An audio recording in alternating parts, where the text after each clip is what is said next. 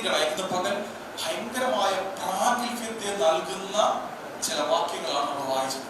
പലപ്പോഴും ഇത് വായിച്ചു കേൾക്കുമ്പോൾ നമ്മുടെ ഹൃദയത്തിനകത്തുള്ള പ്രാഗൽഭ്യം കൂടെ നഷ്ടപ്പെട്ടിട്ട് നമുക്കൊരു ഭീതി ജനിച്ചിട്ട് നമ്മൾ പിന്മാറുകയാണ് ചെയ്യുന്നത്. പക്ഷെ ഇന്ന് പകൽ ശത്രുവിനെ ചില പദ്ധതികളെ പൊളിച്ചിട്ട് പരിശുദ്ധാത്മാവ് ചിലരെ മുന്നോട്ട് കയറ്റി നിർത്തുന്ന പകലായി മാറാൻ പോവുകയാണ്. കാരണം ഉയർത്തി കർത്താവിനെ സ്തുതിച്ചാട്ടെ. അതുകൊണ്ട് അയോഗ്യമായി അപ്പം തിന്നുകയോ കർത്താവിന്റെ പാനപാത്രത്തിൽ നിന്ന് കുടിക്കുകയോ ചെയ്യുന്നവരെല്ലാം രക്തവും സംബന്ധിച്ച് നമ്മൾ എപ്പോഴും ഹൈലൈറ്റ് ചെയ്ത് നമ്മുടെ ഉള്ളിൽ വരുന്നത് കുറ്റക്കാരനാകുമെന്നുള്ള വേർഡാണ്. പക്ഷെ ഇതിനകത്ത് ഇംഗ്ലീഷിന്റെ ഒട്ടുമുക്കാൽ ട്രാൻസ്ലേഷനുകൾ നമ്മൾ വായിച്ചാൽ അവിടെ അയോഗ്യമായ രീതിയിൽ എന്നാണ് എഴുതിയേക്കുന്നത്. അൺവോർത്തി എന്നല്ല, അൺവോർത്തി മാനർ, അയോഗ്യമായ രീതിയിൽ അപ്പം തിന്നുകയോ കർത്താവിന്റെ പാനപാത്രം കുടിക്കുകയോ ചെയ്യുന്നവരെല്ലാം കുറ്റക്കാരനാകും. അപ്പം അയോഗ്യമായ രീതി ഉണ്ടെങ്കിൽ ബ്രദറെ യോഗ്യമായ ഒരു രീതിയും ഉണ്ട്. അപ്പം കർത്താവ് പ്രത്യേകം പറയാം, അയോഗ്യമായ രീതിയിൽ എന്ത് ചെയ്യരുത്, ഇതിൽ സ്പർശിക്കരുത്, ഇതിൽ ഭാഗവാക്കാകരുത്. അല്ലെങ്കിൽ ഇതിനെ എന്ത് ചെയ്യണം, യോഗ്യമായ രീതിയിൽ. നമ്മൾ സാധാരണ ചായക്കടയിൽ ചെന്ന് ഫുഡ് കഴിക്കും. അവിടെ പ്രത്യേകിച്ച് മാനേഴ്സ് ഒന്നും നോക്കേണ്ട കാര്യമില്ല. എങ്ങനെ വെളിയിൽ ഇരുന്ന് കഴിക്കാം, എന്ത് ശബ്ദങ്ങൾ ഉണ്ടാക്കാം, പാട്ട് പാടണമെങ്കിൽ പാട്ട് പാടാം, അല്ലെങ്കിൽ വർത്താനം പറയണമെങ്കിൽ വർത്താനം പറയാം. പക്ഷേ നമ്മൾ കൂടി ഒരു ഹോട്ടലിലേക്ക് ചെന്ന് കഴിഞ്ഞാൽ അതിൻ്റെതായിട്ടുള്ള ഒരു മാനേഴ്സ് ഉണ്ടല്ലേ ദിയാസനെ, അല്ലെങ്കിൽ ഒരു ടേബിൾ മാനേഴ്സ് ഉണ്ടല്ലേ. അല്ലെങ്കിൽ ചില യൂറോപ്യൻ രാജ്യങ്ങളിലേക്ക് ചെന്ന് കഴിഞ്ഞാൽ അവിടെയുള്ള ഹോട്ടലുകളിൽ ചെല്ലുമ്പോൾ അവിടെ അതിനേക്കാൾ വലിയ ആചാര മര്യാദകളുണ്ട്. ദൈവത്തിന്റെ ശരീരത്തിൽ നിന്ന്, ഈ അപ്പത്തിൽ നിന്ന്, പാനപാത്രത്തിൽ നിന്ന് പങ്കെടുക്കുന്നതിനകത്തും ചില വർത്തിയായിട്ടുള്ള മാനേഴ്സ് ഉണ്ട്, യോഗ്യമായിട്ടുള്ള രീതികളുണ്ട്. മനസ്സിലാവുന്നുണ്ടോ? അത് പാലിക്കാത്തവൻ ആ മാനർ അനുസരിച്ച്, ആ രീതിക്കനുസരിച്ച് ആ വിരുന്നിൽ പങ്കെടുക്കാത്തവൻ യോഗ്യനല്ലാതായി തീരും എന്ന് പറഞ്ഞാല് ഈ സ്പൂണും ഫോർക്കും ഒക്കെ ഉപയോഗിച്ച് കഴിക്കാൻ നിങ്ങൾ കണ്ടിട്ടില്ലേ? ആ സ്പൂണും ഫോർക്കും ഉപയോഗിച്ച് കഴിച്ചുകൊണ്ടിരിക്കുമ്പോൾ ഇടയ്ക്ക് നിങ്ങൾക്കൊന്ന് എഴുന്നേറ്റ് പോകണമെങ്കിൽ സ്പൂണും ഫോർക്കും വെക്കേണ്ട ഒരു രീതിയുണ്ട്. അത് കൃത്യമായ രീതിയിൽ വെച്ച് കഴിഞ്ഞാൽ ഈ വിരുന്ന് ഇവൻ കണ്ടിന്യൂ ചെയ്യുമോ, ഇവൻ വന്നിരുന്ന് ഇത് തുടരുമോ, അതോ ഇവൻ നിർത്തിയിട്ട് എഴുന്നേറ്റ് പോയതാണോ, ഇതെല്ലാം മനസ്സിലാക്കത്തക്ക രീതിയിൽ ഒരു ഭാഷയാണ് ഈ സ്പൂണും ഫോക്കും വെക്കുന്ന രീതികൾ തന്നെ. എന്ന് പറയുന്നത് പോലെ യോഗ്യമായി ആ മാനർ അനുസരിച്ച് ഇത് നീ സ്വീകരിച്ചാൽ നീ കുറ്റക്കാരനല്ലാതാകും.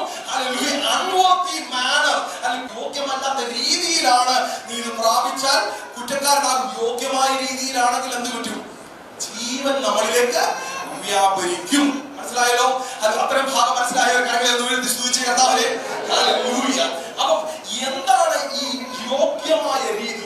എങ്ങനെയാ ഈ ഭക്ഷണത്തിനകത്ത് ഭാഗവാക്കാനുള്ളത്? യേശുവിന്റെ ശരീരത്തെയും രക്തത്തെയും നമ്മൾ ഭുജിക്കേണ്ടതെന്ന് അടുത്ത വാക്യം പറയാം. മനുഷ്യൻ തന്നെത്താൻ ശോധന ചെയ്തിട്ട് വേണം ഈ അപ്പം തിന്നുകയും പാനപാത്രം കുടിക്കുകയും ചെയ്യുവാൻ. തിന്നുകയും കുടിക്കുകയും ചെയ്യുന്നവൻ ശരീരത്തെ വിവേചിക്കാഞ്ഞാൽ. അപ്പൊ നോക്കിയാൽ ഓരോ ശ്രദ്ധിച്ച്, മനുഷ്യൻ തന്നെത്താൻ ശോധന ചെയ്തിട്ട് വേണം. Let a person examine himself. അവൻ തന്നെ എക്സാം ചെയ്ത് ഡോക്ടറിന്റെ ഒക്കെ ചെന്നിട്ട് നമ്മള് എനിക്ക് ഇന്ന അസുഖമാണെന്ന് പറയുമ്പോൾ കൈ ഒന്ന് കൈ നോക്കാമോ, ആദ്യം നാടി ഒന്ന് പിടിച്ചു നോക്കുമല്ലേ, അല്ലെങ്കിൽ വായ ഒന്ന് തുറക്കാൻ പറയും. ഇതിന് എക്സാമിനേഷൻ എന്ന് പറയുന്നത്. എക്സാം ചെയ്ത് നോക്കുക. അത് തന്നെ ഇവിടെ മറ്റൊരാൾ നിന്നെ വിധിക്കാനില്ല. ആ വിധികളെ എല്ലാം കർത്താവ് ക്രൂശിൽ എന്ത് ചെയ്തതാ? തകർത്ത് കളഞ്ഞതാ. ഇന്ന് നിന്നെ വിധിക്കാൻ ആർക്കെങ്കിലും കഴിവുണ്ടെങ്കിൽ നിന്റെ അപ്പയ്ക്ക് മാത്രമാ. അവനാ നിന്നെ വിധിക്കുന്നതെങ്കിൽ നിനക്കൊരു കോൺഫിഡൻസ് ഉണ്ട്, ഇതിനകത്ത് ഞാൻ കുറ്റക്കാരനാകത്തില്ല, കൃപ തരാൻ എന്റെ യേശുവിന്റെ അരികിലുണ്ട്. കരങ്ങളെ അടിച്ച് കർത്താവിനെ സ്തുതിച്ചാണ്.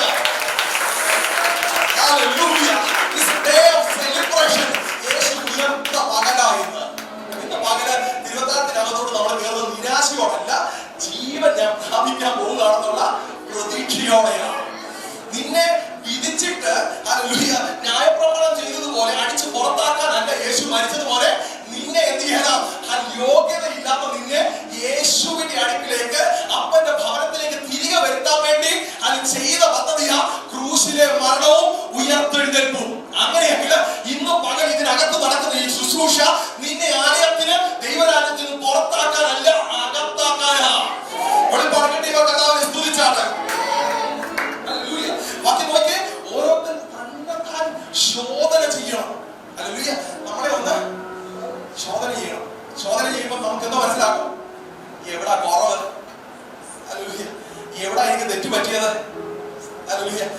പലപ്പോഴും ഹല്ലേലൂയ നമ്മള് തിരുസഭയിലെ ധാർമ്മിക അനുഭവങ്ങൾ ഇങ്ങനെയുള്ള അല്ലെ അനുഭവങ്ങളെ ഹല്ലേലൂയ നമ്മൾ അങ്ങനെ ഒരു സാഹചര്യമായിട്ട് കാണാറില്ല.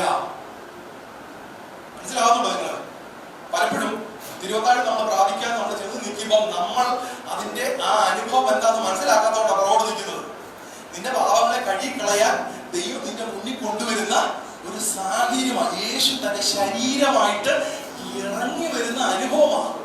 ഇതിനകത്തോട്ട് ഏറ്റു പറഞ്ഞിട്ട് നീ അങ്ങ് കയറിയാൽ ഹല്ലേലൂയ ദൂരം നടത്തി കൊടുക്കാത്തത് യേശു നടത്തി കൊടുത്തതുപോലെ നിനക്ക് വിടുതൽ പ്രാപിക്കാൻ കഴിയും.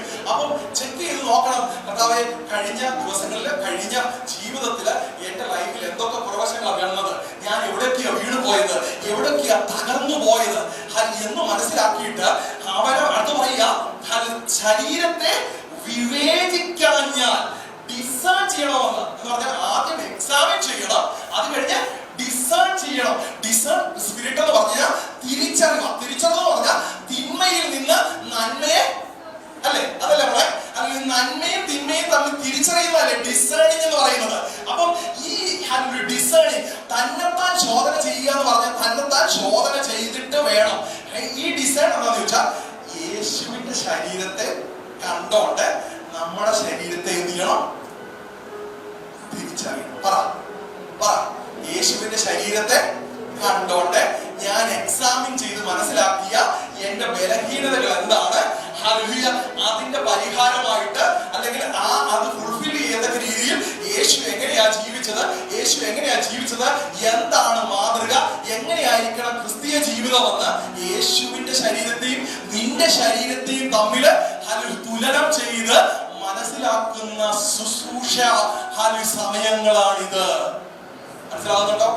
ഇന്ന് പകല് ഹല്ലേലൂയ തിരുവത്താഴ് കൈക്കൊള്ളുന്നതിന് മുമ്പ് നമ്മുടെ ഹൃദയത്തെ, നമ്മുടെ ശരീരത്തെ, നമ്മുടെ മനസ്സിനെ ഹല്ലേലൂയ എല്ലാം കർത്താവിന്റെ കരത്തിൽ ഏൽപ്പിച്ച്, കർത്താവേ എവിടെയാണ് നീ വീണത്, എവിടെയാണ് എനിക്ക് കുറവ് സംഭവിച്ചത്, അന്ന് പറഞ്ഞ അനുഭവത്തിലേക്ക് എനിക്ക് കയറാൻ കഴിയാഞ്ഞത് ഏത് കാര്യം കൊണ്ടോ, എന്റെ വാക്കാണോ, എന്റെ പ്രവൃത്തിയാണോ, എന്റെ നോട്ടമാണോ, ഹല്ലേലൂയ അങ്ങ് ഹല്ലേലൂയ ആ വിഷയത്തെ എങ്ങനെയാ ജയിച്ചത്, അങ്ങ് എങ്ങനെയാണ് വിശുദ്ധനായിട്ട് ജീവിച്ചത്, എങ്ങനെ എനിക്ക് ഹല്ലേലൂയ അതിനെ ജയിക്കാൻ കഴിയും, ഇത് മനസ്സിലാക്കിയിട്ട് നമ്മൾ എന്ത് ചെയ്യുക?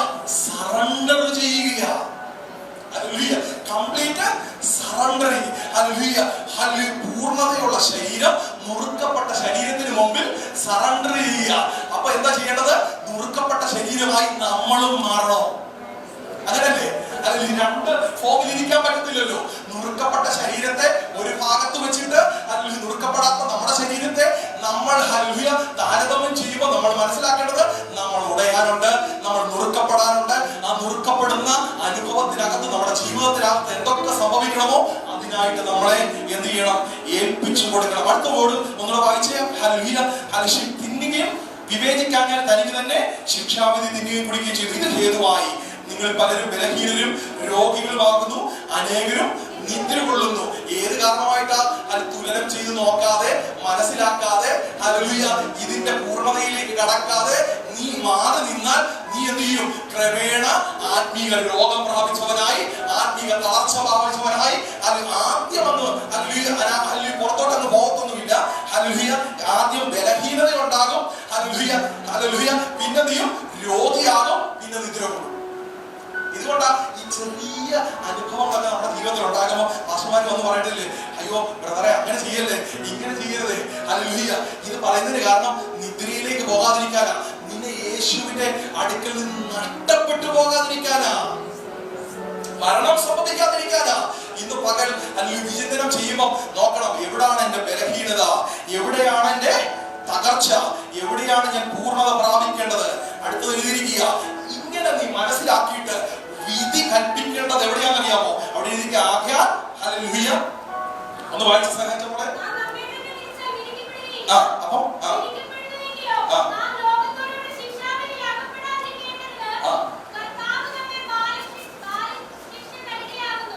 ശ്രദ്ധിച്ചോക്കെ നമ്മെ തന്നെ വിധിച്ചാൽ ഈ പകുതി ഭാഗമേ ദൈവം നമ്മളോട് ആവശ്യപ്പെടുന്നു എന്ന് പറഞ്ഞാൽ എന്തുവാ? നിങ്ങൾ എന്ത് ചെയ്യണം? എക്സാമിൻ ചെയ്യണം, ഡിസേൺ ചെയ്ത് തിരിച്ചറിയണം നന്മയും തിന്മ എന്താന്ന്. പക്ഷെ വിധി കൽപ്പിക്കുന്നത് ആരാ? ദൈവം. നിങ്ങൾ തകർച്ച വന്നിട്ടുണ്ടെങ്കിലും വീഴ്ച വന്നിട്ടുണ്ടെങ്കിലും എന്ത് സംഭവിച്ചിട്ടുണ്ടെങ്കിലും സമർപ്പിക്കേണ്ട നിന്റെ ജീവിതത്തിൽ എന്താണ് അടുത്തത് സംഭവിക്കേണ്ടതെന്ന് വിധി കൽപ്പിക്കേണ്ടത് ആരാ? ദൈവമാ. അടുത്തത് എഴുതിയിരിക്കുക, നീ നിന്നെ തന്നെ വിധിച്ചാൽ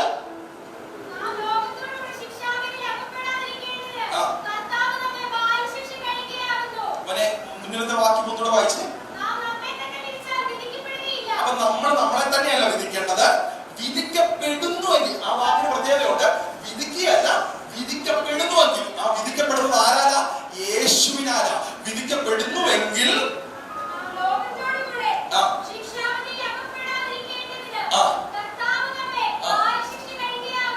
ശ്രദ്ധിച്ചോ?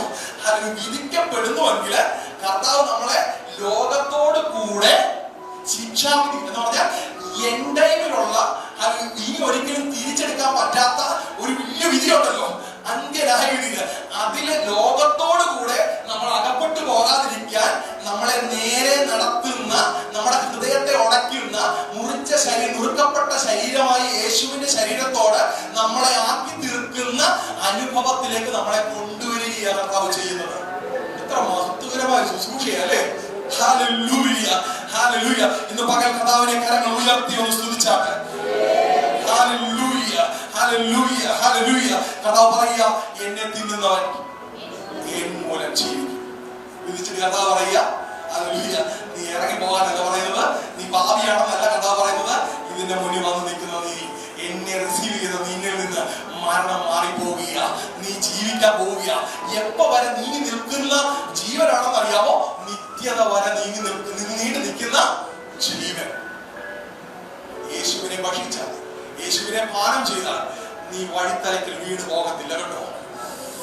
അവന്റെ വരവ് പ്രസ്താവിക്കുന്നത് വരെ, അവന്റെ വരവ് സംഭവിക്കുന്നത് വരെ അവന്റെ ജീവൻ നിന്നെ ജയമുള്ളവനായി നിർത്തും.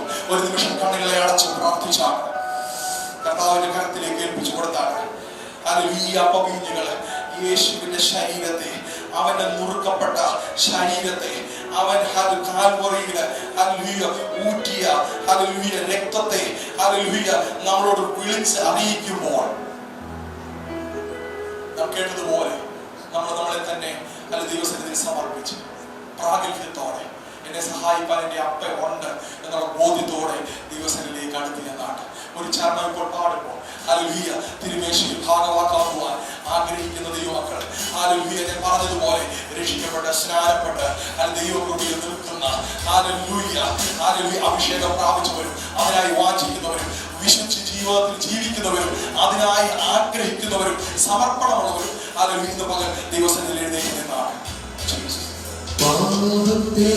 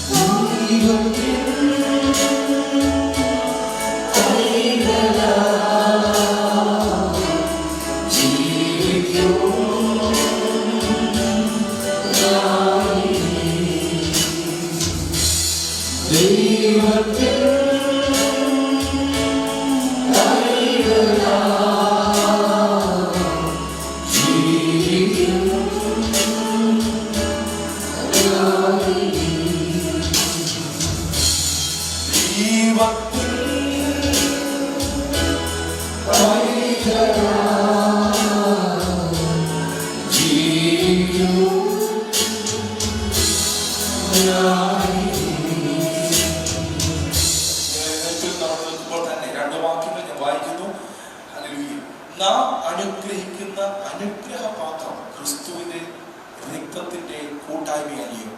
നാം നുറുക്കുന്ന അപ്പം ക്രിസ്തുവിന്റെ ശരീരത്തിന്റെ കൂട്ടായ്മയല്ലയോ?